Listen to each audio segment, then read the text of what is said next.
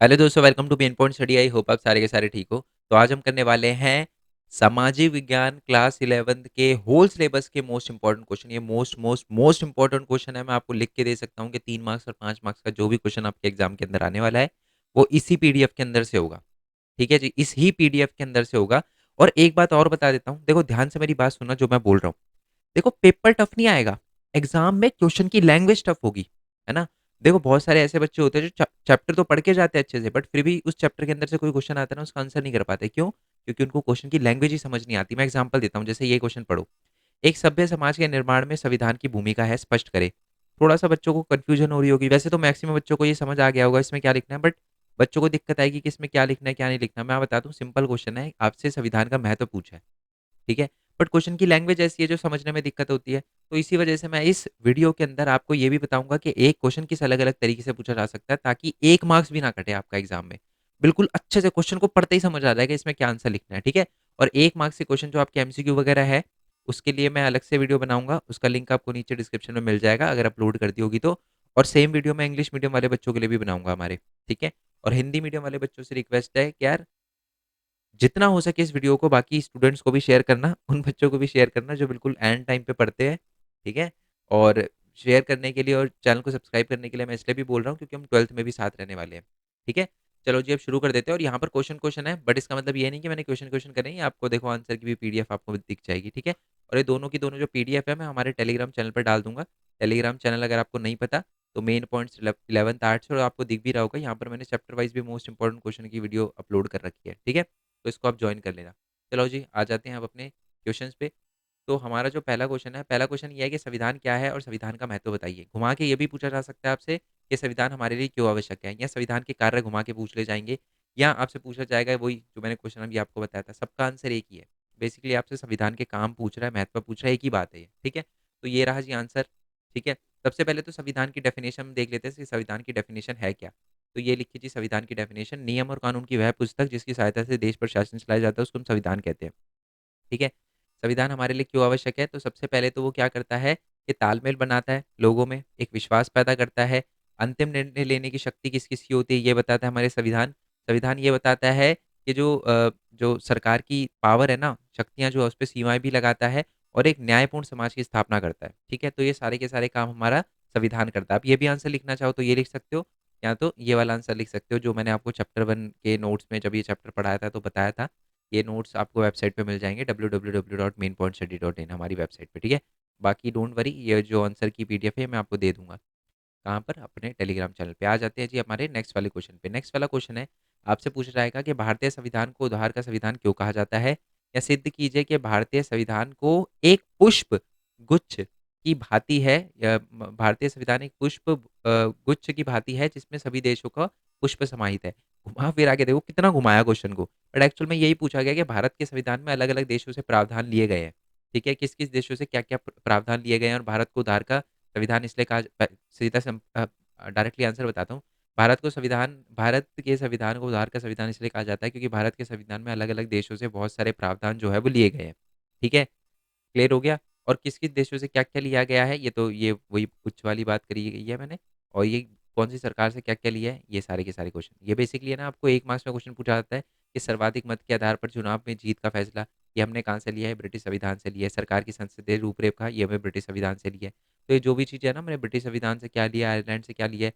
सबसे इंपॉर्टेंट चीज़ है ये, आप याद रखना कि जो हमारे नीति निर्देश तत्व है ना राज्य के, वो हमने आयरलैंड से लिए है। ये बात आप याद रखना, ठीक है जी। और जो हमारे मौलिक अधिकार है वो हमने यूएसए से लिए है। चलो, अब आ जाते हैं जी नेक्स्ट क्वेश्चन पे। नेक्स्ट क्वेश्चन है कि हमारे संविधान की विशेषता बताइए। बहुत ही महत्वपूर्ण क्वेश्चन है। और ये रही जी आंसर इसका। सबसे पहला तो है कि भारत का जो संविधान है पूरे विश्व का सबसे बड़ा संविधान है। भारत का संविधान एक संघात्मक संविधान है। इसका मतलब ये है, भारत के संविधान के अंदर राज्य सूची अलग बना रखी है, केंद्र सूची अलग है। यानी केंद्र सरकार की अलग पावर है, राज्य सरकार की अलग पावर है। भारत का संविधान एक धर्मनिरपेक्ष संविधान है। इसका मतलब यह है कि भारत में सब धर्मों को इक्वल राइट्स दिए गए हैं। नेक्स्ट है कि एकल नागरिकता, भारत में ना एकल नागरिकता का कॉन्सेप्ट है, ठीक है। इसका मतलब ये है कि या तो आप इंडियन हो सकते हो या आप इंडियन नहीं हो सकते। जैसे मैं इंडियन भी हूँ, मैं अमेरिकन भी हूँ, ऐसा नहीं हो सकता। या तो मैं मेरे पास इंडिया की सिटीजनशिप रहेगी या अमेरिका की।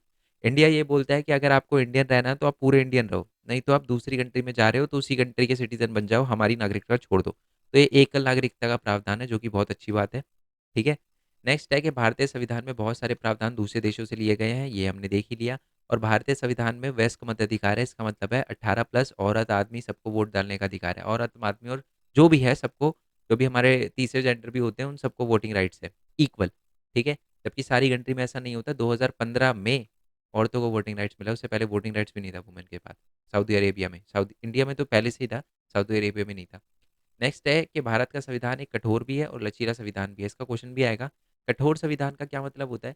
कि भारत का संविधान इतना कठोर है कि कोई भी बंदा उसको ऐसे ही ऐसे नहीं कि सुबह उठा और चेंज कर दिया संविधान, ऐसा नहीं है। बट हाँ, इतना लचीला भी है कि अगर संविधान में चेंज की ज़रूरत पड़े, तो हो सकता है, ठीक है? तो लचीला भी है और कठोर भी है, ठीक है? कठोर इसलिए है कि कोई भी कभी भी चेंज नहीं कर सकता, और लचीला इसलिए कह सकते हो आप क्योंकि ज़रूरत पड़ने पर चेंज ला सकते हो आप संविधान में, ठीक है जी? चलो, नेक्स्ट क्वेश्चन पे आते हैं कि भारत के संविधान को एक सफिसल सफल संविधान क्यों माना जाता है, ठीक है? तो मैं आपको बता देता हूँ, भारत के संविधान को एक सफल संविधान, आप ना एक बात नोटिस कर रहे हो कि मैं यहाँ पर हिंट दे रहा हूँ आपको। देखो, सिंपल सी बात है, ये नोट्स मैंने आंसर इसलिए पूरे के पूरे लिखे हैं ताकि आपको जब पीडीएफ मिले तो पूरा पढ़ सको। बट यहाँ पर हिंट जानना आपके लिए ज़्यादा इंपॉर्टेंट है, इसलिए हिंट दे रहा हूँ क्योंकि बहुत सारे बच्चे ऐसे भी देख रहे होंगे ये वीडियो, जो बिल्कुल एग्ज़ाम से 1 रात पहले देख रहे हैं, तो उनके लिए थोड़ा आसान हो जाए इसलिए मैं जल्दी-जल्दी समझा रहा हूँ, ठीक है? तो भारत के संविधान को प्रभावी संविधान क्यों कहा जाता है? भारत के संविधान को एक सफल संविधान क्यों कहा जाता है? ये सारे के सारे रीज़न हैं। पहली बात तो है कि भारत का संविधान जो है वो आज़ादी की लड़ाई के बाद बना। पूरी दुनिया में 3 संविधान को बहुत ज़्यादा सफल माना जाता है। भारत, दक्षिणी अफ्रीका और अमेरिका। क्यों? क्योंकि ये आज़ादी की लड़ाई के बाद बने, ये पहला पॉइंट है। दूसरा, भारत के संविधान को सफल संविधान इसलिए माना जाता है क्योंकि ये सबको एक मौलिक प्रावधान प्रदान करता है। इसका मतलब क्या है? कि हर व्यक्ति को है ना कोई ऐसी वजह ज़रूर देता है ताकि वो संविधान की रिस्पेक्ट करे। मान लो मैं एक जाति से आता हूँ, ठीक है? मेरे संविधान के अंदर मेरे अधिकारों के बारे में लिखा गया है, तो मैं रिस्पेक्ट करूँगा ना संविधान की, और ऐसे ही भारत के हर एक नागरिक के अधिकारों के बारे में संविधान में लिखा गया है, इसलिए लोग उसकी रिस्पेक्ट करते हैं। तो ये दूसरा है, यानी भारत का संविधान हर एक बंदे को उसको मानने का एक कोई ना कोई वजह प्रदान करता है, जिसकी वजह से भारत का संविधान एक सफल संविधान है। नेक्स्ट है कि भारत के संविधान में संतुलन रूपरेखा। भारत का संविधान जो है वो बिल्कुल पावर को इक्वल बांटता है, कार्यपालिका, न्यायपालिका और विधायिका में। कोई ज़्यादा पावरफुल नहीं है, कोई कम पावरफुल नहीं है, तीनों इक्वल पावरफुल है। ये संतुलन जो है ना, इसी की वजह से भारत का संविधान सफल संविधान है। ठीक है जी, क्लियर हो गया? चलो, अब आ जाते हैं नेक्स्ट है कि भारत के संविधान एक जीवित संविधान है, ठीक है? भारत के संविधान को जीवित संविधान क्यों कहा जाता है? क्योंकि देखो, एक जीवित चीज़ क्या होती है? एक जीवित चीज़ वो होती है जो समय के साथ बदले। एक जीवित चीज़ वो होती है जो बढ़े और घटे, है ना? यही होता है ना, अगर मैं कहूँ कि मतलब पेड़ ज़िंदा है, तो आप कैसे पता चलेगा? बढ़ेगा कोई पेड़, है ना? बढ़ता है, तो उसको हम कह सकते हैं ना ज़िंदा है, फल उगते हैं उसपे तो ज़िंदा है ना? वैसे ही हमारा संविधान भी एक गतिशील संविधान है, ठीक है? बहुत सालों में, मतलब 72 साल से, वैसे तो 75 साल हो गए हमारे संविधान को मतलब संविधान को बने हुए तो 72 साल ही मानोगे आप, 72-73 साल मानोगे, ठीक है? हमारे संविधान को बहुत टाइम हो गया, ठीक है? बट ये गतिशील है, इसका मतलब कि परिवर्तन अगर करना चाहो ना तो इसमें आप परिवर्तन कर सकते हो। इसी की वजह से हमारे संविधान को एक जीवित संविधान कहा गया है। क्यों? क्योंकि समय के अनुसार और परिस्थिति के अनुसार संविधान में बदलाव आते हैं, परिवर्तन आते हैं। यही एक जीवित चीज़ की परिभाषा होती है, ठीक है? क्लियर हो गया ना? जीवित का मतलब होता है ज़िंदा चीज़, तो भारत का संविधान को एक जीवित संविधान इसलिए कहा जाता है क्योंकि भारत के संविधान में भी आप चेंज ला सकते हो, ठीक है? नेक्स्ट है कि क्वेश्चन नंबर 6, ये बहुत ध्यान से सुनना, देखो क्वेश्चन घुमा के पूछा गया है। एक सफल एवं प्रभावी संविधान कठोर एवं लचीले का अद्भुत समन्वय होता है, भारतीय संविधान के संदर्भ में बताइए। ये मैंने आपको बात बताई थी कि भारत के संविधान जो है, वो एक कठोर संविधान भी है, एक लचीला संविधान भी है, ठीक है? आर्टिकल अनुच्छेद 368 जो है हमारे संविधान का, ये वो बोलता है कि भारत के संविधान में हम संशोधन कर सकते हो, चेंज कर सकते हो, ठीक है? तो ये लचीली बात हो, मतलब ये दिखाता है कि हमारा संविधान लचीला है, बट कोई भी नहीं कर सकता। अगर मैं चाहूँ संविधान में चेंज करना तो मैं नहीं कर सकता, ठीक है? कुछ लोग ही कर सकते हैं जो पार्लियामेंट में बैठते हैं, और वो भी मेजॉरिटी वगैरह वोटिंग वगैरह होती है, ठीक है? तो भारत का संविधान कठोर भी और लचीला भी है, और यही चीज़ को वो एक बहुत बढ़िया संविधान बनाती है, क्योंकि ज़रूरत पड़ने पर चेंज होते हैं, पर अगर ज़रूरत ना हो तो कोई भी ऐरा-गैरा चेंज नहीं कर पाएगा संविधान को, ठीक है? नेक्स्ट है क्वेश्चन नंबर 7, कि भारतीय संविधान का निर्माण, बेसिकली इसमें ना पूरा का पूरा वो संविधान निर्माण के बारे में बताना है। मैं आपको दिखा देता हूँ। ये भारत का जो संविधान है ना, ये निर्माण, ऑल्दो इस पे क्वेश्चन कम बनते हैं, ठीक है? आपको याद रखना है कि कितने-कितने लोग, जैसे देखो आपको एक मज़े की बात बताता हूँ। जब ये चैप्टर मैंने पहली बार अपलोड किया था ना, तो ना सपोर्टिंग मटेरियल में ना बुक में ये बता रखा था कि 389 है। आपकी बुक आप चेक करोगे ना, पहले उसमें ये लिखा था कि 385 मेंबर थे, जिसमें से 292 ये थे, 93 जो ब्रिटिश प्रांतों से, और 4 चीफ कमिश्नर एरिया, ये बुक में लिखा ही नहीं था। ये मैंने ही सबसे पहले बताया था कि जो चीफ कमिश्नर एरिया थे वो 4 थे, अजमेर। आज भी पुराने नोट्स देखोगे ना, आपको मिल जाएगा ये।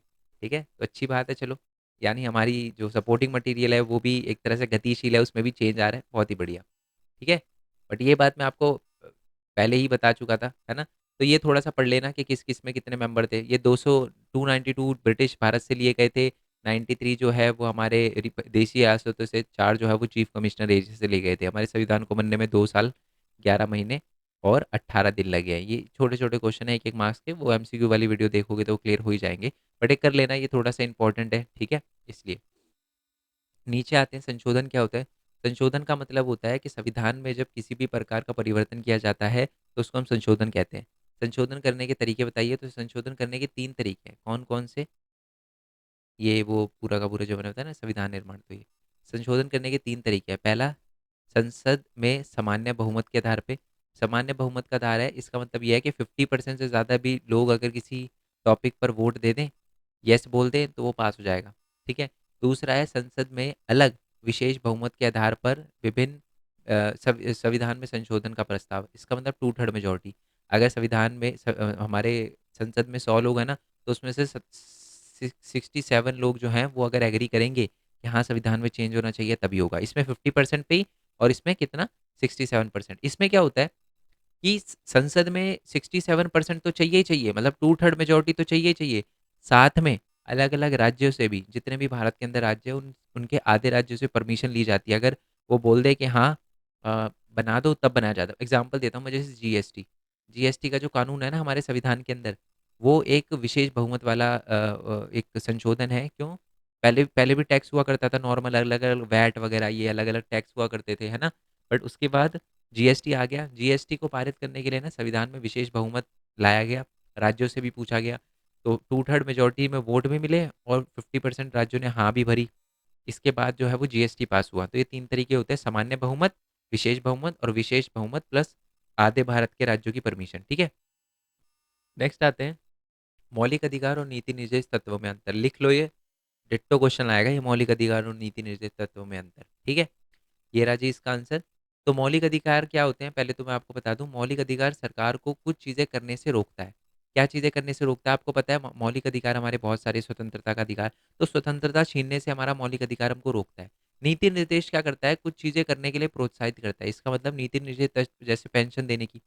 पेंशन कंपलसरी नहीं होता, पता है आपको। पेंशन वगैरह ये सारी की सारी चीज़ें ज़रूरी नहीं है कि सरकार देगी ही देगी, ये एक मौलिक अधिकार नहीं है, बट सरकार को देनी चाहिए। ठीक है, तो जो सरकार को करना चाहिए वो नीति निर्देश तत्वों में डाला जाता है, तो प्रोत्साहन दिया जाता है सरकार को, आप ऐसे करो। नेक्स्ट है, प्रकृति में नकारात्मक होता है। नकारात्मक कैसे? अगर आप मौलिक अधिकार तोड़ते हो तो आप जेल में जा सकते हो, तो नकारात्मक है। बट अगर आप नीति निर्देश तत्व के काम करते हो तो ये सकारात्मक स्टेप है। अगर पेंशन का कोई पॉइंट लिखा हुआ है और आप उसको पेंशन दे रहे हो लोगों को, तो ये तो पॉजिटिव पॉइंट है ना। मौलिक अधिकार का हनन होने पर आप कोर्ट में जा सकते हो, नीति निर्देश तत्वों का हनन होने पर आप कोर्ट में नहीं जा सकते। जैसे एग्जाम्पल दूं मैं आपको, मान लो आपकी नीति निर्देश तत्व में जैसे स्कूल में पैसे दिए जाते हैं बच्चों को, अगर वो 1 साल उनको पैसे ना मिले तो वो कोर्ट में नहीं जा सकते कि जी हमको पैसे नहीं मिल रहे। या मिड डे मील अगर एक दिन नहीं आया तो नहीं जा सकते, है ना, क्योंकि वो नीति निर्देश तत्व में आता है। नेक्स्ट है कि संविधान के भाग 3 में मौलिक अधिकार के बारे में लिखा हुआ है, और संविधान के भाग 4 में हमारे नीति निर्देश तत्व के बारे में लिखा हुआ है। मौलिक अधिकार व्यक्ति से संबंधित होता है, नीति निर्देश तत्व जो होते हैं वो समाज से संबंधित होते हैं। और मौलिक अधिकार जो है वो प्राप्त हो चुके हैं, 6 हमारे मौलिक अधिकार प्राप्त हो चुके हैं। नीति निर्देश तत्व जो है वो लागू करवाने हैं अभी। बहुत सारी चीज़ें नीति निर्देश तत्वों में लागू हो चुकी है, बट बाकी करवानी है। ठीक है, बिल्कुल डिट्टो अच्छे से लर्न कर लेना ये। नेक्स्ट वाले क्वेश्चन पे आते हैं कि चुनाव आयोग के कार्य बताइए कि चुनाव आयोग के क्या क्या काम है। तो ये रहे जी चुनाव आयोग के काम। तो सबसे पहले तो चुनाव आयोग का काम है एक स्वतंत्र और निष्पक्ष चुनाव करवाना, आदर्श चुनाव संहिता जारी करना। चुनाव संहिता का मतलब रूल्स, चुनाव के रूल, अच्छे रूल बनाना, जारी करना। नेक्स्ट है ये राजनीतिक दलों का पंजीकरण करना, इसका मतलब है रजिस्ट्रेशन करना। जो नया राजनीतिक दल बने ना उनको अपनी लिस्ट में रखना, ठीक है, और उनको चुनाव चिन्ह देना। नेक्स्ट है कि चुनाव के दौरान उम्मीदवारों द्वारा खर्चे पर सीमा तय करना, कि जी आप इतने ही पैसे खर्च कर सकते हो, इतने पैसे नहीं कर सकते, इतने कर सकते हो, ये बताना भी चुनाव आयोग का काम है। ठीक है जी। नेक्स्ट क्वेश्चन है आपका नेक्स्ट क्वेश्चन पढ़ते हैं। नेक्स्ट क्वेश्चन क्या लिखा हुआ है, चुनाव आयोग वाला हो गया। 11th क्वेश्चन है कि चुनाव प्रणाली कितने प्रकार की होती है और इसमें अंतर बताइए। तो मैं आपको बता दूं, चुनाव प्रणाली 2 प्रकार की होती है। कौन-कौन सी? एक तो सर्वाधिक वोट पाने वाले की जीत और दूसरा समानुपातिक प्रतिनिधित्व। बेसिकली जो भारत है ना, भारत में ये वाला चलता है, सर्वाधिक वोट पाने वाले की जीत। इसमें क्या होता है कि 50% से ज़्यादा अगर किसी को वोट मिलते हैं, तो उसकी सरकार बनती है। ये है सर्वाधिक वोट पाने वाले की जीत। समानुपातिक में क्या होता है कि एक पार्टी, बी पार्टी, सी पार्टी, डी पार्टी, अगर इसको 10% वोट मिले, इसको 20 मिले, इसको 30 मिले, इसको वोट नहीं मिले, तो 40% इसके बंदे बैठेंगे पार्लियामेंट में, 30% इसके बैठेंगे, इसके में 20%, इसमें 10%। बट इसमें ऐसा नहीं होता, इसमें 50% से ज़्यादा की सरकार बन जाती है। यस और नो? तो ये लिखा हुआ है कि अच्छा, सर्वाधिक वोट पाने वाले अधिकार, बेसिकली ये सर्वाधिक वोट पाने वाले की जीत, ये वाली जो चुनाव प्रणाली है ना, ये उन देशों के लिए होती है जो बहुत ज़्यादा बड़े हैं। ये छोटे देशों के लिए होती है। इसमें क्या होता है, पूरे देश को छोटे-छोटे निर्वाचन क्षेत्रों में बाँट दिया जाता है। इसमें पूरे देश को एक ही निर्वाचन क्षेत्र में रखा जाता है और एक ही दिन में पूरा चुनाव हो जाता है। बट इसमें अलग-अलग एरिया के अलग-अलग चुनाव होते हैं, अलग-अलग एरिया के, ठीक है? नेक्स्ट है कि हर निर्वाचन क्षेत्र में एक ही प्रतिनिधित्व चुना जाता है ना? एक एरिया से एक ही बंदा जीत पाएगा। हमारे हमारे भारत के अंदर जो वोटिंग होती है, बट इसमें एक से ज़्यादा भी चुन लिए जाते हैं, ठीक है? मतदाता प्रगतिशील या प्रत्याशी को वोट देता है। जो यहाँ पर क्या होता है, भारत के अंदर जो वोट होते हैं ना, उसमें हम बंदे को वोट देते हैं, पार्टी को नहीं देते। लोग बेशक पार्टी का नाम देखकर वोट देते हैं, बट एक्चुअल में बंदे का नाम होता है, ठीक है? बट मतदाता यहाँ पर पार्टी को वोट देता है। मैं समझाता हूँ, मैं इसके कहने का मतलब क्या है। जब आप वोट डालने जाते हो ना, तो आप देख, कभी आप तो नहीं गए होंगे, अपने पेरेंट्स के साथ अगर जाओगे, तो वहाँ पर है ना सिंबल वगैरह जो बने हुए होते हैं ना, वो भी बना हुआ होता है, साथ में कैंडिडेट का नाम भी लिखा हुआ होता है। ये भारत में है। बट हमारे समानुपातिक प्रतिनिधित्व में है ना, कभी भी नाम नहीं लिखा होता किसी भी पार्टी का, बंदे का, सिर्फ पार्टी का ही नाम लिख रखा होता है इसमें। नेक्स्ट है कि प्रत्याशी को मतदाता व्यक्तिगत जानते हैं। अब जो लोग होते हैं ना, वो भारत के अंदर जो एमएलए एमपी जो भी खड़े हो रहे होते हैं ना इलेक्शन में, उनको बहुत अच्छे से जानते हैं। इसमें है ना, आप पार्टी को जानते हो, प्रत्याशी को नहीं जानते। आपको नहीं पता कि आपके एरिया का एमपी कौन बनने वाला है। समानुपातिक प्रतिनिधित्व में ऐसा होता है, ठीक है? और ये जो है वो इजराइल में अपनाया जाता है जैसे, ठीक है? और ये अपना भारत में अपनाया जाता है, याद रखना ये, ठीक है? इंपॉर्टेंट क्वेश्चन है, सारे इंपॉर्टेंट क्वेश्चन है यार, ठीक है? वीडियो में आगे बढ़ने से पहले मैं आपको बता दूं, ये नोट जो है वो आपको वेबसाइट पे मिल जाएंगे। टेलीग्राम चैनल ज्वाइन करना मत भूलना। और जो हमारा दूसरा चैनल है बेसिकली, जिस पे मैं बताता हूँ कि आप अर्न कैसे कर सकते हो, पैसे कैसे कमा सकते हो। मेन पॉइंट जो हमारा टेक वाला चैनल है, बेसिकली मैं यही बताता हूँ इस पे आप अर्न कैसे कर सकते हो। कैसे फ़ोन पे वीडियो बना के कैसे अर्न कर सकते हो। आप लैपटॉप से एनिमेशन वीडियो बना के कैसे अर्न कर सकते हो, यूट्यूब पे अपलोड करके। दूसरे की वीडियो यूट्यूब पे कॉपी करके कैसे अर्न कर सकते हो। आप वेबसाइट कैसे बना सकते हो, वेबसाइट से अर्न कैसे कर सकते हो। और वेबसाइट मैंने पता है कैसे बनाई, आप मानोगे नहीं। मेरे को कोई कोडिंग की लैंग्वेज नहीं, कोई कोडिंग के बारे में नहीं पता, मेरे को कुछ नहीं पता, सी प्लस प्लस जावा, मेरे को तो पता भी नहीं था पाइथन एक लैंग्वेज होती है। ठीक है, कंप्यूटर की लैंग्वेज होती है। बट फिर भी मैंने वेबसाइट बना दी और उससे अर्निंग भी हो रही है। ठीक है, आप क्या, तो ये सारी की सारी चीज़ें मैंने बता रखी है इस पे। ओके, और भी बहुत सारी चीज़ें यूट्यूब एसईओ के बारे में है ना, बहुत सारी चीज़ें बता रखी है। तो बहुत सारे बच्चों के इससे $100 कंप्लीट भी हुए हैं, तो बहुत बहुत बधाई जिन बच्चों ने भी एनिमेशन वीडियो, बहुत सारे बच्चे भेजते हैं कि सर ये एनिमेशन वीडियो बनाई है मैंने, चैनल हो जाएगा मोनेटाइज, और उनका हो भी गया और उनके $100 कंप्लीट हो गए हैं। बच्चे स्क्रीनशॉट वगैरह भेजते हैं, तो बच्चे और बोलते हैं कि सर आपकी वजह से। भैया मेरी वजह से कुछ नहीं हुआ, ये जो $100 कंप्लीट हुए ना, आपकी मेहनत की वजह से हुए हैं। तो आपको बहुत बहुत बधाई। ठीक है, मैं तो वीडियो सबके लिए बना रहा हूँ, देख लो इसमें 3.5 लाख है, इसमें 2.5 लाख है। तो वीडियो तो सबने देखी होगी, बट बहुत कम बच्चों के हो पा रहे हैं ना, 5 बच्चे, 10 बच्चे। मैं चाहता हूँ सब बच्चों के हो। तो काम करना, एग्जाम खत्म होने के बाद अच्छे से आना मेन पॉइंट टैग पे, और वीडियो सारी देखना, ठीक है? और बाकी जो हमारा ये व्लॉगिंग चैनल है भरत कुमार खोरवाल, इस पे आ जाना। एग्जाम से एक दिन पहले हम लाइव आएंगे, आपके रात के जो भी क्वेश्चन है, और शायद एमसीक्यू का टेस्ट भी मैं यहीं पर ले लूँ, तो आ जाना आप, ठीक है? चलो जी, अब आ जाते हैं थोड़ा सा और आगे, नेक्स्ट वाले क्वेश्चन पे आ जाते हैं। अच्छा, वेबसाइट से याद आया, जैसे आपको पता है हमारी वेबसाइट है mainpointstudy.in करके। तो हमारी जो वेबसाइट है, इस पे आपको नोट्स तो मिल ही जाएंगे और एक कॉन्ट्रीब्यूटर्स का बटन दे रखा है, ठीक है? आप अगर सपोर्ट करना चाहो तो कर सकते हो। ओके, यहाँ पर आओगे आप, वैसे तो गूगल पे लिखोगे ना मेन पॉइंट स्टडी, जैसे लिखा है मेन पॉइंट स्टडी, आपके सामने वेबसाइट आ जाएगी। कॉन्ट्रीब्यूटर्स के बटन पे जाओगे, ये है। अगर आप सपोर्ट करना चाहो तो आप ऐसे कर सकते हो, ठीक है? यहाँ पर फाइनेंशियली सपोर्ट कर सकते हो, और उन्हीं बच्चों को सपोर्ट करना है जो कि फाइनेंशियली स्टेबल है, ठीक है बच्चे? और ऐसा नहीं है कि मैं जो बच्चे मतलब सपोर्ट करेंगे उन्हीं को नोट्स दूंगा, ऐसा कुछ नहीं है। सबको नोट्स मिलने वाले हैं, ठीक है? तो ऐसी कोई दिक्कत नहीं है। जिन बच्चों को फाइनेंशियल प्रॉब्लम है उनको सपोर्ट करने की कोई दिक्कत नहीं है। बच्चे अच्छे नंबर लाओ, वही अल्टीमेटली सपोर्ट होगा। ठीक है जी। और बट जो बच्चे कर सकते हैं उनके लिए है, क्योंकि आज तो मेरे लिए वेबसाइट की कॉस्ट मैनेज करना थोड़ा-सा, क्योंकि अब वेबसाइट में पैसे भी लगते हैं, ऐसा नहीं है कि पैसे नहीं लगते, सर्वर की कॉस्ट होती है। तो अभी तो मैनेज हो रही है, बट आगे पता नहीं मैनेज हो ना हो, दिक्कत आए। शायद फिर उस टाइम प्राइस टैग लगाना पड़े, जो कि मैं कभी भी नहीं करूँगा, ट्राई करूँगा बिल्कुल। जब बहुत ही ज़्यादा दिक्कत आ जाएगी ना, तब मेरे को प्राइस टैग लगाना पड़ेगा, बट उससे पहले कभी नहीं लगाऊँगा। तो सपोर्ट करना, जिससे ऐसी दिक्कत आए ना, कभी दिमाग में ही सवाल ना आए मेरे, ठीक है? चलो, नेक्स्ट वाले क्वेश्चन पे आते हैं कि भारत में है ना, जो चुनाव प्रणाली अपनाई गई है 2 प्रकार की है, देख लिया हमने। अब आते हैं नेक्स्ट क्वेश्चन पे कि भारत में सर्वाधिक वोट पाने वाले की जीत की प्रणाली को क्यों स्वीकार किया है? मैंने अभी-अभी आपको बताया था ना कि भारत में हमने कौन-सा ये वाला अपनाया था ना? क्यों अपनाया था? ये वाला यानी ये वाला। सर्वाधिक वोट पाने वाले की जीत वाला कॉन्सेप्ट अपनाया था। क्यों अपनाया था? पहला, ये बहुत सिंपल है। दूसरा, चुनाव के समय मतदाताओं के पास स्पष्ट विकल्प होता है। उनको पता होता है कौन बंदा खड़ा हो रहा है। बंदा भी खड़ा हो बंदे के बारे में भी पता होता है कौन-सा बंदा खड़ा है। यह प्रणाली भारत जैसे विशाल जनसंख्या वाले देश के लिए उपयुक्त है। ठीक है, जो बड़े देश होते हैं उनके लिए ये वाला कॉन्सेप्ट बहुत बढ़िया है। छोटे देशों के लिए, इज़राइल जैसा छोटा देश है, 150 किलोमीटर जितना है आगे से पीछे, कम एरिया है इज़राइल का। पावरफुल है कंट्री, बट कम एरिया है, तो उसके लिए सही है। और यहाँ पर मतदाता उम्मीदवार को व्यक्तिगत रूप से जानते हैं, यह अवसर अन्य प्रणाली में नहीं मिलता, है ना? समानुपातिक में नहीं मिलता, आप नहीं जानते अपने एरिया के एमएलए, एमपी को, या जो भी इलेक्शन में खड़ा होगा, आपको कन्फर्म भी नहीं होगा। क्वेश्चन नंबर 13 पे आते हैं। भारतीय चुनाव प्रणाली में सुधार के कोई 4 सुझाव बताइए। भारत की जो चुनाव प्रणाली है, उसमें क्या-क्या चीज़ें आप सुधार सकते हो? ये चीज़ें सुधार सकते हो क्या?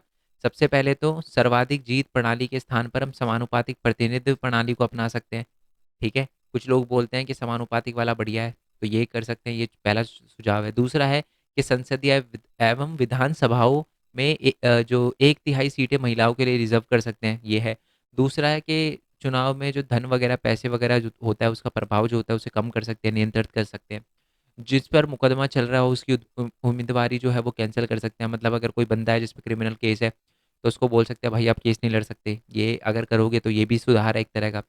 साथ में चुनाव प्रचार तथा जाति वगैरह, धर्म वगैरह के प्रयोग पर प्रतिबंध लगा देना चाहिए। इसका मतलब है कोई भी बंदा अगर धर्म के बारे में, धर्म के नाम पे, जाति के नाम पे वोट माँगे, उसको माँगे अगर उसको, तो अंदर कर देना। ठीक है? नेक्स्ट है कि राजनीतिक दलों को पारदर्शिता एवं लोकतंत्र हो। ठीक है? मतलब कुछ ना कुछ ऐसे करना चाहिए ताकि जो पॉलिटिकल पार्टी है ना, उसमें ट्रांसपेरेंसी बनी रहे। क्योंकि आपने देखा होगा कुछ ऐसी पॉलिटिकल पार्टी है जिसमें एक ही फैमिली के मेंबर हमेशा लीडर बनते हैं। तो इसको चेंज करने के लिए पारदर्शिता लानी चाहिए चुनाव के अंदर, है ना? मतलब पार्टी में भी चुनाव होने चाहिए, ये है। नेक्स्ट है चुनाव प्रक्रिया बताइए, मतलब चुनाव कैसे होते हैं, क्या-क्या प्रक्रिया होती है, क्या-क्या स्टेप होते हैं? तो सबसे पहले तो मतदाता सूची तैयार होती है, फिर डेट डिसाइड होती है चुनाव कब होगा, फिर चुनाव करते हैं, फिर निरीक्षक करते हैं, इसका मतलब देखते हैं कि क्या हो रहा है, क्या नहीं हो रहा, ढंग से हो रहा है, नहीं हो रहा। फिर चुनाव की का परिणाम निकाला जाता है, रिजल्ट निकाला जाता है, कौन जीता और कौन नहीं जीता। ठीक है जी? पहले मतदाता सूची तैयार होती है, मतदाता यानी वोटिंग सूची के, जैसे मेरे जैसे लोग हैं ना, जो 18 प्लस हैं, तो उन सबकी लिस्ट तैयार होती है। फिर चुनाव की डेट आती है, डेट आने के बाद चुनाव करवाना होता है, देखना होता है चुनाव ढंग से हो रहा है, नहीं हो रहा, और एंड में जाके उसका रिजल्ट निकालना होता है, ठीक है? नेक्स्ट आते हैं चुनाव और लोकतंत्र एक सिक्के के दो पहलू है। इस कथन को समझते हुए चुनाव का लोकतंत्र में महत्व क्या है, ये बताइए, स्पष्ट करें। ठीक है, कितना घुमा के पूछा गया है। क्वेश्चन सिंपल है। क्वेश्चन ये है कि लोकतंत्र में चुनाव क्यों ज़रूरी है? ये पूछा गया है क्वेश्चन। ये रहा जी आंसर नीचे आपके सामने, ये रहा। प्रतिनिधि चुनाव जीतकर सरकार में जनता की भागीदारी सुनिश्चित करते हैं। तो इसीलिए बेसिकली बहुत ज़रूरी है लोकतंत्र का होना, ठीक है? लोकतंत्र में चुनाव का होना, क्योंकि चुनाव होगा तभी लोग लोग अपने प्रतिनिधि को चुन पाएँगे। दूसरा, चुना हुआ प्रतिनिधि जनमत के अनुसार काम करेगा, लोगों के अनुसार काम करेगा। लोकतंत्र का मतलब यही होता है जो लोगों की सरकार हो। इस व्यवस्था में जनता में आत्मविश्वास की भावना बढ़ती है। ठीक है? जब चुनाव होते हैं, लोकतंत्र मतलब जब चुनाव होते हैं तो लोगों में आत्मविश्वास बढ़ता है लोकतंत्र को लेकर, ठीक है? नेक्स्ट है लोकतंत्र में उचित प्रतिनिधि ज़रूरी है जो चुनाव द्वारा संभव है। बढ़िया, अगर आपको लीडर चुनना है तो चुनाव ही करवाना पड़ेगा, है ना? और चुनाव जो है वो तो लोकतंत्र की आन बान शान है ना? आत्मा है हमारे चुनाव जो है लोकतंत्र की। नेक्स्ट पॉइंट है कि नागरिक के अधिकारों एवं स्वतंत्रता की सुरक्षा उचित प्रतिनिधि से ही होगी, है ना? अगर कोई अच्छा लीडर होगा तो बढ़िया काम करेगा। अगर मान लो ऐसे किसी कोई भी बंदा जो है बन जाए, तो वो तो अपना मर्ज़ी चलाएगा ना। जब लोग उसको चुनेंगे तब वो अच्छा काम करेगा। उसे पता है कि यार गलत काम करूँगा तो अगली बार किसी और को वोट दे देंगे। नेक्स्ट है कि उचित प्रतिनिधि से राष्ट्रीय एकता को बल मिलता है। पूरा देश पावरफुल बनता है अगर अच्छा प्रतिनिधि हो तो। ठीक है, चलो जी, नेक्स्ट क्वेश्चन पे आते हैं। नेक्स्ट क्वेश्चन है, संसदीय नियंत्रण के कौन कौन से कारक हैं जो कार्यपालिका को अपने नियंत्रण में रखते हैं? 5 नंबर का आएगा ये। ठीक है जी, आ जाते हैं इसके आंसर पे। ये है कुछ, ये मैंने बहुत छोटे छोटे लिखे हुए हैं बट एक्चुअल में ये आंसर बहुत बड़ा है। ठीक है, ये हिंट दे रखी है कैसे। संसदीय मैं समझा देता हूँ, इसलिए मैं वीडियो बना रहा हूँ। ठीक है, और जो बच्चे सिर्फ नोट्स के पीछे भागेंगे और ये वीडियो नहीं देखेंगे ना, बहुत पछताएंगे एग्जाम में, बहुत ज़्यादा पछताएंगे बच्चे। अगर आप ये वीडियो अभी तक देख रहे हो ना, आपको बहुत बहुत बधाई है, क्योंकि एक्चुअल में ये, अगर आप ये पूरा पढ़ भी लोगे ना, तब भी कोई फ़ायदा नहीं होगा। आपको वीडियो देखना बहुत इंपॉर्टेंट है, तब भी आपको चीज़ें समझ आएगी। नहीं तो यार आप कन्फ्यूज़ जाओगे, यार इस क्वेश्चन के अंदर ये लिखा हुआ है, इस क्वेश्चन के अंदर, तभी मैं आपको सारी चीज़ें बता रहा हूँ। आप सोचोगे यार आंसर इतना ही लिखना है, बट मैं अगर कोई बच्चा होगा दूसरा, ठीक है, जो सिर्फ नोट्स देख के पढ़ के जाएगा, वो समझेगा यार इतना सा ही आंसर लिखना है। उसको क्या पता यार, ये तो सिर्फ हिंट है। यस और नो? इसलिए आपको बहुत-बहुत बधाई है, पक्का अच्छे नंबर लाओगे आप। आगे आ जाते हैं, संसदीय नियंत्रण के साधन बताइए। तो पहला क्वेश्चन ये है कि संसद को नियंत्रण कैसे कर सकते हो? तो पहला, बहस और चर्चा करके आप क्या कर सकते हो, संसद को नियंत्रण कर सकते हो। संसद के अंदर प्रश्नकाल होता है जिसमें सवाल पूछ सकते हो सरकार से, शून्यकाल होता है, ठीक है, स्थगन प्रस्ताव होता है। तो ये सारी चीज़ें करके आप क्या कर सकते हो, संसद को नियंत्रण कर सकते हो। संसद या बोले तो सरकार, सरकार समझ लो अब। तो कानून पर बहस वगैरह करके, चर्चा वगैरह करके आप क्या कर सकते हो, सरकार को कंट्रोल में रख सकते हो। कानून पे स्वीकृति या अस्वीकृति देकर, है ना? मान लो मैं, जैसे कि अभी किसकी सरकार है, अभी बीजेपी की सरकार है। मैं मान लो मैं कांग्रेस का हूँ, ठीक है? दिल पे मत लेना कोई बात, मेरा दोनों पार्टी से ही कोई लेना-देना नहीं है, ठीक है? चलो, तो मान लो बीजेपी कोई प्रस्ताव लेकर आई, मैं कांग्रेस का हूँ, मेरे को बुराई करनी है और मेरे को नहीं लग रहा अच्छा, तो मैं क्या करूँगा कि जो भी प्रस्ताव है उस पे नो बोल दूँगा। है ना? तो पावर मेरे हाथ में भी है ना, तो इससे क्या होगी, ये बीजेपी कंट्रोल होगी, कोई भी खराब कानून नहीं लेकर आएगी। येस और नो? सोचेगी लाने से पहले कोई कानून। तो ये है कि कानून को स्वीकृति या अस्वीकृति देना। दूसरा, वित्तीय नियंत्रण, पैसे का नियंत्रण, कि वित्तीय नियंत्रण करना, यानी कि जैसे अभी जो भी सरकार है, सरकार जो है वो कितने पैसे खर्च कर रही है, कितने पैसे खर्च नहीं कर रही। ये सवाल जो है वो अपोज़िशन के लीडर जो है वो सरकार से पूछ सकते हैं। तो इससे भी जो है वो सरकार पे नियंत्रण बना रहता है कि वो ज़रूरत से ज़्यादा पैसे ना खर्च करे। और सबसे इम्पोर्टेंट है अविश्वास प्रस्ताव, जिसको हम निंदा प्रस्ताव कहते हैं। अविश्वास प्रस्ताव होता क्या है? अविश्वास प्रस्ताव है ना, आपको पता है सरकार 5 साल की होती है। 5 साल में एक ऐसा टाइम आता है, जहाँ तक मेरे को पता है हर साल आता है, जब है ना सरकार जो होती है, अपोजिशन की सरकार, जैसे मान लो बीजेपी की सरकार है, कांग्रेस क्या करेगी, एक अविश्वास प्रस्ताव लाएगी और वो क्या करेगी, सरकार की बुराई करेगी बहुत ज़्यादा, पार्लियामेंट में खड़ी होके, और फिर वोटिंग होगी। अगर वोटिंग में 50% से ज़्यादा वोट कांग्रेस को मिल जाते हैं ना, तो उसी समय बीजेपी के सारे जो मिनिस्टर हैं ना, उनको रिज़ाइन करना पड़ेगा। बट ऐसा बहुत कम होता है। क्यों कम होता है? क्योंकि पार्लियामेंट में पहले से ही ज़्यादातर एमपी उसी पार्टी के होते हैं जो जीते हैं। तो मान लो अभी 70%, लेट्स अज़्यूम 70% बीजेपी के मेंबर हैं पार्लियामेंट में, 30% अदर्स के हैं, जिसमें कांग्रेस भी है। तो आपको क्या लगता है, अगर अपोज़िशन बोलेगी, तो क्या जो बीजेपी के मेंबर है, क्या वो दूसरे के खिलाफ वोट दे देंगे? मतलब बीजेपी के खिलाफ ही वोट दे देंगे? नहीं होता ना, तो इसलिए ये अविश्वास प्रस्ताव इतना ज़्यादा कारगर नहीं होता। ठीक है? ये सारे प्रस्ताव, ये जो अविश्वास प्रस्ताव है, तब कारगर होता है जब गठबंधन की सरकार हो। ठीक है? चलो जी, नेक्स्ट क्वेश्चन पे आते हैं। नेक्स्ट क्वेश्चन है, संसद की क्या आवश्यकता होती है? संसद हमारे लिए क्यों इम्पोर्टेंट है? पार्लियामेंट क्यों इम्पोर्टेंट है? तो आपको पता है, नीति निर्माण, कानून वगैरह संसद से ही बनाए जाते हैं। राजनीतिक प्रक्रिया का मंच चाहिए, ठीक है? यहाँ पर वाद-विवाद भी होते हैं, बातचीत होती है, खुला मंच चाहिए। आपको पता है ना, पार्लियामेंट, वो कहते हैं ना, अध्यक्ष महोदय, आपने देखी भी होगी पार्लियामेंट की लोकसभा टीवी में, या यूट्यूब पे भी लोकसभा लिखोगे ना, आपको एमपी वगैरह बोलते हुए दिख जाएँगे। नेक्स्ट है प्रतिनिधि लोकतंत्र का आधार। बेसिकली जो संसद है, वो क्या करता है, प्रतिनिधि को एक मंच प्रदान करता है, जहाँ पर वो अपनी प्रॉब्लम वगैरह बताते हैं। यस और नो? तो ये सारे के सारे काम है हमारे संसद के। क्या राजनीतिक मंच प्रदान करता है, एक वाद-विवाद का मंच है भारत का सबसे बड़ा नीति निर्माण करता है, और साथ ही में प्रतिनिधि को लोकतंत्र का आधार, बेसिकली प्रतिनिधि लोकतंत्र का आधार है हमारा संसद। ठीक है? चलो, और नेक्स्ट है कि लोकतंत्र भागिता का आधार है क्या? संसद। ठीक है? तो इसलिए भी संसद इंपॉर्टेंट है, क्योंकि लोकतंत्र सहभागिता को बढ़ाता है। ओके? नेक्स्ट क्वेश्चन पे आते हैं। द्विसदनात्मक विधायिका के फायदे बताइए। ठीक है? द्विसदनात्मक विधायिका के फायदे क्या होते हैं? पहले तो फायदे, द्विसदनात्मक होता क्या है? वो राज्य जिसमें 2-2 सदन होते हैं।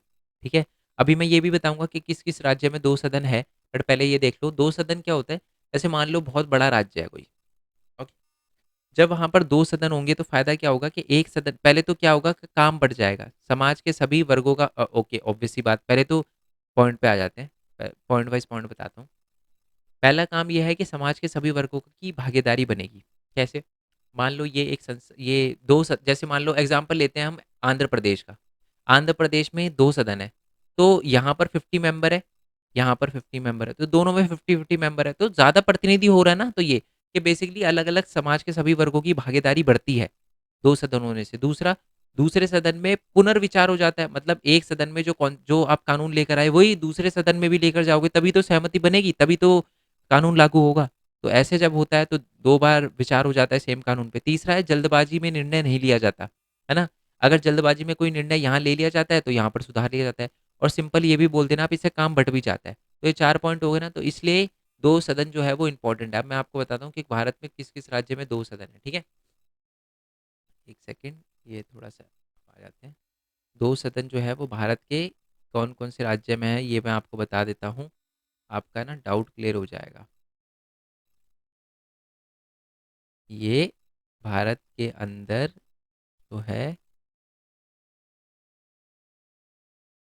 ये रहे जी। कौन-कौन से हैं? तेलंगाना, आंध्र प्रदेश तो मैं बता ही चुका हूँ, उत्तर प्रदेश, बिहार, महाराष्ट्र, कर्नाटका। ये हमारे 6 राज्य हैं जहाँ पर क्या है, द्विसदनात्मक सरकार है। ठीक है जी? विधानसभा भी है और विधान परिषद भी है। क्लियर हो गया? ये याद रखना, द्विसदनात्मक यानी विधानसभा भी, विधान परिषद भी। अब आ जाते हैं जी नेक्स्ट क्वेश्चन पे। नेक्स्ट क्वेश्चन है कि समझ आ गया ना द्विसदनात्मक के क्या फ़ायदे होते हैं? काम जल्दी होता है, पुनर्विचार हो जाता है ना? और क्या होता है? ज़्यादा भागीदारी बढ़ती है, ये सारे के सारे। नेक्स्ट है कि लोकसभा और राज्यसभा में अंतर बताइए। चलो जी, आ जाते हैं लोकसभा और राज्यसभा में अंतर। पहला अंतर मैं बता देता हूँ, इसमें प्रत्यक्ष चुनाव होते हैं। लोग जो है वो डायरेक्टली किसको चुनते हैं? लोकसभा के मेंबर को चुनते हैं। इसमें अप्रत्यक्ष होता है। अब अगर ये प्रत्यक्ष और अप्रत्यक्ष को अच्छे से जानना है तो लोकसभा की वीडियो देख लेना। बट यहाँ पर मैं जल्दी-जल्दी बता रहा हूँ, सारी चीज़ें क क्लियर करवानी है, तो इसलिए मैं सिर्फ़ ये बता सकता हूँ कि प्रत्यक्ष और अप्रत्यक्ष, इनडायरेक्ट इलेक्शन होते हैं इसके। अब वीडियो देख लेना अगर आप समझना चाहो तो, जो विधानसभा की वीडियो बना रखी है। नेक्स्ट है कि भौगोलिक अधिकार पे आधार पे प्रतिनिधित्व होता है। इसमें राज्य का असमान प्रतिनिधित्व होता है। हमारे राज्यसभा में क्या होता है, ये राज्यसभा है वैसे बता दूँ, ठीक है? कन्फ्यूज़ नहीं होना। तो राज्यसभा में हर हर राज्य से अलग-अलग बंदों को चुना जाता है। तो इसमें राज्य के अनुसार जो होता है सबका प्रतिनिधित्व अलग-अलग होता है। यूपी से ज़्यादा चुने जाते हैं, है ना? एमपी से कम, सिक्किम से और कम, ऐसे-ऐसे होता है। और यहाँ पर जो प्रतिनिधित्व होता है वो भौगोलिक अधिकार पे होता है। जैसे मैं दिल्ली के अंदर रहता हूँ तो दिल्ली में 6-7 जो है वो लोकसभा की सीटें हैं, ठीक है? इनका जो कार्यालय होता है, जो कार्यकाल होता है वो अनिश्चित होता है। ठीक है? कोई फिक्स का वो नहीं होता, 5 साल के लिए होता है, ठीक है? और इनका जो होता है वो 6 साल के लिए होता है। इतना याद रखना है, इनका कार्यकाल 5 साल के लिए होता है, उतना 6 साल के लिए होता है। इनमें जो है वो 238 मेंबर होते हैं, 245 होते हैं टोटल, सॉरी 245 होते हैं। और इसमें जो 250 कर लो, 250 क्यों कर लो? अब आप बोलोगे सर कोई मच्छी मार्केट थोड़ी ना है, पहले इतना लिख रहे हो फिर बोलोगे नहीं 250 कर लो। एक स टेंशन मत लो, ठीक है? अब 250 लिखना, 250 मेंबर है इसमें टोटल। इसमें जो है 543 है। पहले एंग्लो इंडियन भी होते थे, वो अब हट गए हैं, उनको हटा दिया 2019 में। तो ये मेंबर है, ये भी एक तरह का है।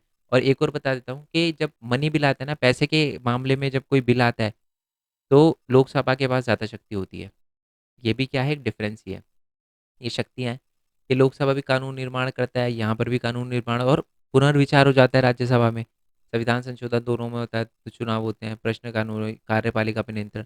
2-3 और बता देता हूँ मैं, और डिफरेंस तो आपको क्लियर हो गया ना, शक्तियाँ भी क्या-क्या हो गया। बस एक पॉइंट याद रखना कि जो मनी को क्या कहते हैं, जो पैसा का वित्तीय विधेयक, जो हमारे वित्तीय विधेयक होते हैं ना, उस पर ज़्यादा पावर होती है हमारे लोकसभा की, ये बात आप याद रखना, ठीक है?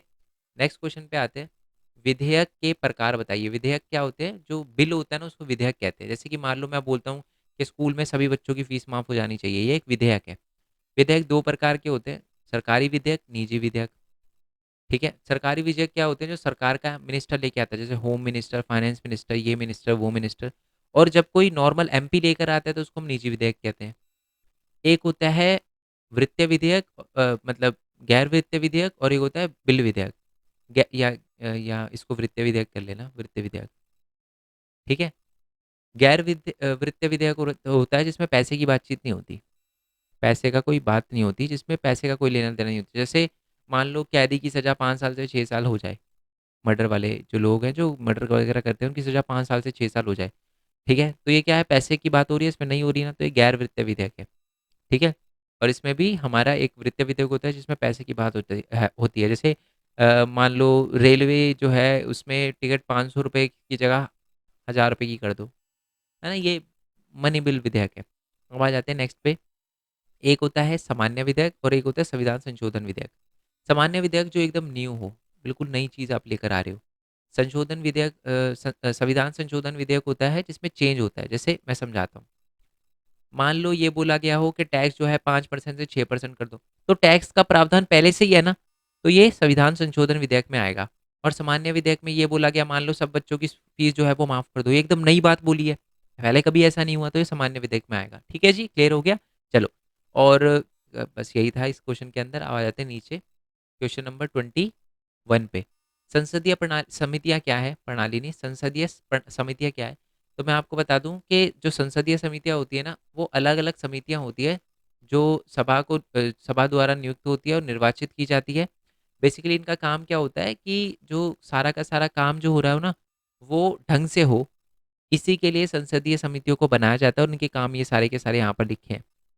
भ्रष्टाचार के काम की पड़ताल करना, है ना? मामलों की पड़ताल करना, काम जो है वो ढंग से हो रहा है, नहीं हो रहा, कानून के अनुसार हो रहा है, नहीं हो रहा, ये देखना, ठीक है? संसद केवल अधिवेशन में ही बैठता है, उसके अलावा जो भी काम होता है ना, वो एक्चुअल में संसदीय समितियाँ करती है, ठीक है? विभिन्न मंत्रालयों को अनुदान मांगों को अध्ययन करना कि अलग-अलग डिपार्टमेंट क्या चीज़ माँग रहा है, क्या रिक्वेस्ट है उनकी, वो देखना, खर्चों वगैरह पे अलग-अलग विभाग की नज़र रखना, ये काम होता है हमारे संसदीय समितियों का, ठीक है? 1983 में भारत के संसद में स्थायी समितियां की प्रणाली विकसित की गई थी। विभिन्न विभागों से संबंधित 20 समितियां हैं। मेन जो है वो 3-4 ही हैं, ठीक है? बट वैसे 20 समितियां हैं, छोटी बड़ी, ठीक है? चलो अब आगे आ जाते हैं। नेक्स्ट क्वेश्चन है हमारा कि लोकसभा के अध्यक्ष की योग्यता और उनकी विशेषता बताइए, ठीक है? सबसे पहले तो मैं योग्यता बता देता हूँ। ये मैंने एक वेबसाइट खोल रखी है क्योंकि आपकी बुक में नहीं लिखा। तो सबसे पहले तो अगर आपको लोकसभा स्पीकर बनना है तो इसके लिए क्या है, आप इंडिया के सिटीज़न होने चाहिए, आपकी एज 25 साल से ज़्यादा होनी चाहिए, आप कोई भी सरकारी जॉब में नहीं होने चाहिए, आईपीएस, आईएएस, है ना? या क्लर्क, कहीं भी नहीं होना चाहिए। और दूसरा, अनसाउंड माइंड नहीं होना चाहिए, पागल नहीं होने चाहिए। Yes sir no? चलो, अब आ जाते हैं थोड़ा सा और अपन आगे। क्वेश्चन नंबर 22 पे। 22 क्वेश्चन क्या है ये देख लेते हैं। 22 तो हो गया ना, अध्यक्ष की योग्यता। अच्छा, शक्तियाँ रह गई, शक्तियाँ रह गई ना, ये रही शक्तियाँ जी। लोकसभा की बैठक को मतलब अध्यक्षता करता है उसकी, ठीक है? संसद में अनुशासन वगैरह बनाए रखता है, सजावट लिख दिया मैंने, इंग्लिश में डेकोरम बोलते हैं ना, अनुशासन बनाए रखने के लिए होता है, ये याद रखना। बिल पेश करने की अनुमति देता है, बिल की प्रकृति तय करता है, संसद हो गए, ठीक है? संसद के नियम की व्याख्या करता है, विभिन्न समितियों का गठन करता है, ये सारे के सारे काम हैं, ठीक है? कोई भी 5 पॉइंट याद रख लेना आप। नेक्स्ट वाले क्वेश्चन पे आते हैं। जो हमारा स्थानीय शासन है वो क्या है और इनकी आवश्यकता बताइए? तो ये रहा जी आंसर। स्थानीय शासन क्या होता है? गाँव और जिले के स्तर की जो शासन होती है ना, उसको हम स्थानीय शासन कहते हैं, यानी लोकल गवर्नमेंट इसको इंग्लिश में बोला जाता है। क्या-क्या काम होते हैं? इसकी आवश्यकता, महत्व या लाभ बताइए? तो आवश्यकता हो, महत्व हो, लाभ हो, एक ही बात है। तो सबसे पहले तो यह है कि स्थानीय जो सरकार है वो हमारे लिए इसलिए इम्पोर्टेंट होती है क्योंकि वो लोगों के सबसे ज़्यादा नज़दीक होती है और वो समस्याओं का समाधान बहुत तेज़ी से और कम खर्चे में कर देती है। ठीक है? और ये बहुत ही कारगर होती है, अच्छे से काम करती है, ओके? क्योंकि देखो, जैसे मान लो आपके एरिया में बल्ब खराब हो जाए आपके पार्क का, तो आप सीएम के पास जाओगे, पीएम के पास जाओगे? नहीं ना, आप अपने एमसीडी वाले को बोलोगे भाई लगाओ, सही करो, है ना? तो ये क्या है? ये है जी अपना लोकल गवर्नमेंट, स्थानीय सरकार का काम, ठीक है? स्थानीय शासन स्थानीय लोगों द्वारा चलाया जाता है और एक एरिया के लोगों को अपने एरिया की प्रॉब्लम के बारे में बहुत अच्छा पता होता है। मान लो आप हो, आप तो मान लो लेट्स अज्यूम वेस्ट बंगाल में रहते हो, ठीक है? आपके वेस्ट बंगाल में जिस एरिया में आप रहते हो ना, उस एरिया का एमपी मेरे को बना दिया जाए। आपके एरिया में स्कूल कम है, मैं बना रहा हूँ सड़क। आपके एरिया में रोड खराब है, मैं बना रहा हूँ स्कूल, है ना? बेवकूफ़ी है ना? तो क्योंकि ऐसा क्यों है? क्योंकि मेरे को पता ही नहीं है आपके इलाके के बारे में ज़्यादा। बट स्थानीय सरकार में यही फ़ायदा होता है कि लोगों को है ना अपने एरिया के बारे में पता होता है और वही स्थानीय शासन में होते हैं, तो अच्छे से प्रॉब्लम सॉल्व करवाते हैं। नेक्स्ट है कि इससे ये भी फ़ायदा होता है जो उच्च सरकार की होती है ना, जैसे जो स्टेट गवर्नमेंट होती है और सेंट्रल गवर्नमेंट, उनका कार्यभार कम हो जाता है। अब बल्ब ठीक करने के लिए बार-बार सेंट्रल गवर्नमेंट का कोई मेंबर आएगा और सही करेगा, तो फिर ऐसे तो फिर लटक जाएँगे सारे काम, है ना? नेक्स्ट है कि लोकतंत्र में अधिक से अधिक लोगों की भागीदारी बढ़ाने के लिए और लोकतंत्र को मजबूत करने के लिए स्थानीय शासन की बहुत ज़्यादा आवश्यकता है। ठीक है? चलो, नेक्स्ट वाले क्वेश्चन पे आते हैं। 73वां संशोधन और 74वां संशोधन क्या है, स्पष्ट करें। तो 73वां संशोधन क्या है कि जो हमारा संविधान है ना, संविधान के अंदर जो हमारी क्या कहते हैं उसको, पंचायत है या जो गाँव की जो ग्रामीण सरकार है ना, उसको बहुत ज़्यादा पावर दी गई है और उनकी पावर 73वें संशोधन में लिखी गई है, और शहरों में जो पावर दी गई है वो 74वें संशोधन में लिखी गई है। ठीक है? तो उसको हम देख लेते हैं। देखो दोनों सेम ही है, जो बात शहर में की कही जो का बात गाँव में कही गई है ना, वही शहर में की गई है। ये थोड़ा गैप आ गया है इसमें, बट ये है देखो। सबसे पहले तो 73वें संशोधन में ये बोला गया है कि गाँव के अंदर ना 3 स्तर की सरकारें होगी। पहली सरकार होगी ग्राम पंचायत, ठीक है? जो छोटे लेवल पे होगी ग्राम पंचायत, फिर ऊपर होगी तालुका और उसके ऊपर होगी जिला परिषद, ये बोला गया। ठीक है जी? सेकंड पॉइंट क्या बोला गया? सेकंड पॉइंट ये बोला गया कि जो चुनाव होंगे ना गाँव के अंदर, जो हमारे ग्राम पंचायत के, वो रेगुलर बेसिस पे होंगे और पंच को चुना जाएगा। ठीक है जी? और सीटें भी रिजर्व कर दी गई। एससी एसटी के लिए 1/3 सीटें रिजर्व कर दी गई। ठीक है? और 1/3 सीटों में से भी वुमेन्स के लिए भी 1/3, जो एससी एसटी की, मतलब वुमेन्स के लिए 1/3 सीटें रिजर्व कर दी गई हमारे उसमें लोकल गवर्नमेंट में, और उनमें से भी 1/3 सीटें, 1/3 में से जैसे 100 हैं, 100 में से 33 वुमेन्स के लिए, और 33 में से भी जो 11 सीटें हैं वो एससी एसटी की वुमेन्स के लिए रिजर्व कर दी गई। ठीक है जी? चलो, नेक्स्ट है कि विषयों का स्थानांतरण भी किया गया। बहुत सारे काम जो पहले राज्य सरकार करती थी, उनको लोकल गवर्नमेंट को दे दिया गया। ठीक है? जो कि हमारे संविधान की 11वीं सूची में लिखा गया है। ठीक है? 29 सब्जेक्ट हैं और वो 11वीं अनुसूची में लिखा गया है। ठीक है? और इलेक्शन करवाने के लिए एक राज्य चुनाव आयोग बनाया गया है। राज्य चुनाव आयोग जो है वो क्या करता है, जो हमारी लोकल गवर्नमेंट है उनके इलेक्शन करवाता है। यस और नो? चलो, नेक्स्ट है कि जो राज्य वित्त आयोग होता है, राज्य वित्त आयोग क्या होता है, जो पैसे की थोड़ी बहुत ज़रूरत वगैरह होती है ना हमारे लोकल गवर्नमेंट को, वो इनसे ही मांगते हैं, राज्य वित्त आयोग से ही मांगते हैं। ठीक है? चलो, ये बात आपको क्लियर हो गई ना? अब कुछ हम प्रॉब्लम भी देख, ये 74वां संशोधन है, वो शहरों के लिए है। अच्छा, शहर और गाँव में क्या फ़र्क होता है? तो ये है जी शहरों की परिभाषा। किसी एरिया में अगर 5,000 से ज़्यादा लोग रह रहे हों, 75% से ज़्यादा लोग अगर खेती-बाड़ी ना करते हों और 1 किलोमीटर में से 400 लोग से ज़्यादा रहते हो, तो हम उस एरिया को शहर कहेंगे। अब आप मेरे को ये बताना कि आपका एरिया गाँव है या शहर है? ठीक है? चलो, नेक्स्ट और लास्ट क्वेश्चन है हमारा, स्थानीय शासन की समस्या बताइए। अच्छा, एक और बात, ये ऐसा नहीं है कि खत्म हो गया। अभी है ना, हमने 4 चैप्टर कंप्लीट कर लिए हैं, और कितने टाइम में कर लिए कंप्लीट? हमने 42 मिनट में, ऑलमोस्ट 45 मिनट में हमने 4 चैप्टर कंप्लीट कर लिए।